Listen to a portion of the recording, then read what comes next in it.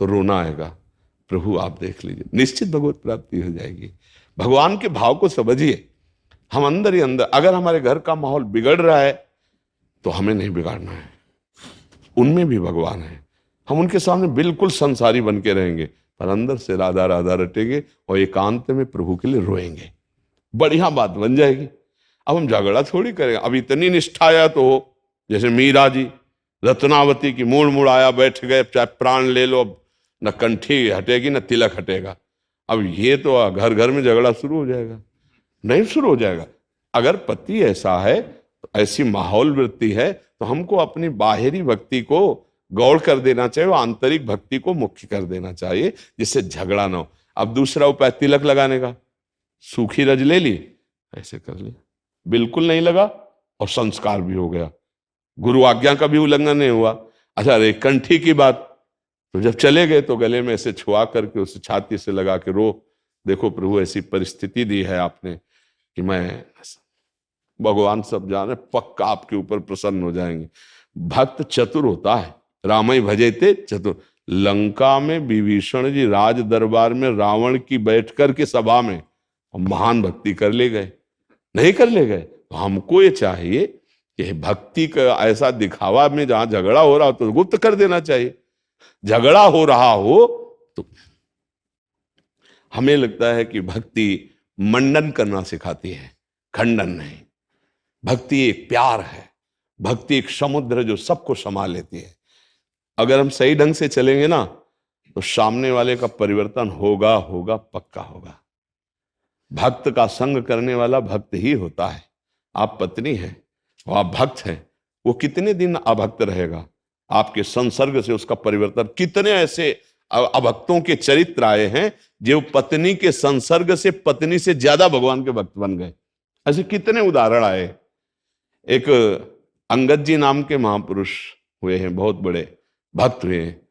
उनका भतीजा राजा था, उनको बिल्कुल किसी साधु महात्मा भक्ति भगवान कोई मतलब नहीं, 100 का 100%।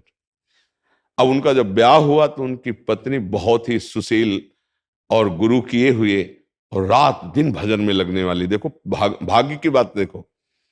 जब उस घर में आई तो कहीं ठाकुर सेवा नहीं, कहीं कोई भगवान नाम नहीं, कोई बिल्कुल विलासितापूर्ण जैसे राजाओं के होते हैं। बहुत प्रवीण थी, उन्होंने बाहरी कुछ भी भक्ति का वहां कुछ नहीं किया, अंदर ही अंदर भगवान का चिंतन करते ही। अब रोज संतों की सेवा उनके घर में होती थी, राजकुमारी थी, और उनके गुरुजी कभी कभी मिलने आया करते थे कृपा करके। अब वो सब संत सेवा नहीं, गुरु मिलन नहीं, सब। तो एक दिन उन्होंने एक अपने निजी दासी से पत्र लिखकर अपने मायके भेजा, एक बार गुरुजी के दर्शन हो जाए, पर हमारे पति बिल्कुल नास्तिक हैं। बहुत संभाल करके दासी से कहा जब वो ना हो तब उनको लाना। तो राज दरबार चले गए थे, गुरुजी आए तो चरणों में अभिषेक करके भगवान की तरह पूजा करके उनको आसन पे बैठाल के आप चरणों में बैठी थी और उपदेश वो दे ही रहे थे, इतने में वो आ गए और वो बिल्कुल अश्रद्धालु थे। वह खड़े हो, ये साधुता है कि किसी भी पुरुष की स्त्री को एकांत में बैठाल कर आप उपदेश कर रहे हैं? क्योंकि उनके अंदर कोई श्रद्धा भी नहीं थी। तो उनका आप निकलिए, इसी समय महल से निकल जाए, इसमें तुम्हारी इज्जत बची रहेगी। तो उनको पहले बता दिया था, इसलिए वो मुस्कुराए और कहा बेटी धैर्य पूर्वक रहना, ये तुम्हारे धर्म की परीक्षा है, और उठे और चल दिए। ये बर्दाश्त नहीं हुआ उनकी पत्नी को। उनका मैं आपसे कुछ कह तो नहीं सकती, लेकिन आज से ना अन्न ना जल और ना आंख खोलकर आपकी तरफ देखूंगे, आप चाहे मार डालो मुझे। आपने मेरे गुरु का मेरे सामने अपमान किया, अब मैं जीऊंगी नहीं। अब ऐसे भूखे प्यासे रहकर अपने प्राण त्याग दूंगा। वो लेट गए आसन में, और वो इतनी सुंदर सुशील स्वभाव की थी कि उनका चित्त आसक्त हो चुका था। 2-4 दिन हो गए तब वो व्याकुल हो गए, पैरों के पास बैठ गए। उन्होंने कहा मैं क्षमा चाहता हूं आपसे, मुझे इतना पता नहीं था कि आपका इतना हृदय साधु संग में रंगा हुआ है। कैसे आप प्रसन्न होंगे, कैसे आप जल और भोजन ग्रहण करेंगी? मैं कभी आपके विपरीत नहीं चलूं। तो उनका आपको एक काम करना होगा, हमारे गुरु जी के आश्रम जाओ, उनको बुला के लाओ, चरण पखारो और वो प्रसाद पाए, तब हम चरणामृत पी के प्रसाद पाएंगे, अन्यथा। चले गए हो। पत्नी में अत्यंत आसक्ति होने के कारण कि ये राजी हो जाए, ये बच जाए, गए जे ही प्रसाद पवाया और उन्होंने स्वयं पाया, उनको रोना आ गया। मैं इतना नीच हूं कि ऐसे संत के प्रति ऐसी भावना, ऐसी पत्नी के प्रति ऐसी भावना, धिक्कार है हमारे जीवन को। बड़ी ग्लानि हुई। पत्नी से कहा घर में ठाकुर विराजमान करो, हम दोनों मिलकर सेवा किया करेंगे और अतरे दिन संत सेवा करवाएंगे। खोज करवाते गए हुए संतों को बुलाए। अरे इतने महाभागवत हो गए वो कि बिना भोग लगाए ठाकुर जी का कुछ पाते नहीं थे। बड़ा चरित्र है। राजा ने एक षड्यंत्र रचा उनको मारने के लिए। तो जो उनकी रसोई में भोजन बनाते उससे कहा जहर मिला दीजिए, जहर मिला दिया गया। राज परिवारों में ऐसा होता है। उनके सामने थाली गई तो जो रसोई बनाने वाली थी वो निजी जन रखे जाते थे, तो वो उनकी बहन थी जो वैधव्य को प्राप्त हो गई थी।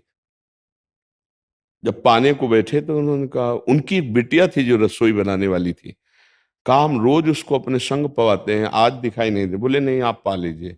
बोले नहीं उसको। तो उसको लगा कि जब मेरी बेटी से इतना प्यार हो, मैं छल करके राज आज्ञा से जहर मिला रहे, तो उनका भैया पाना मत, इसमें जहर मिलाया है।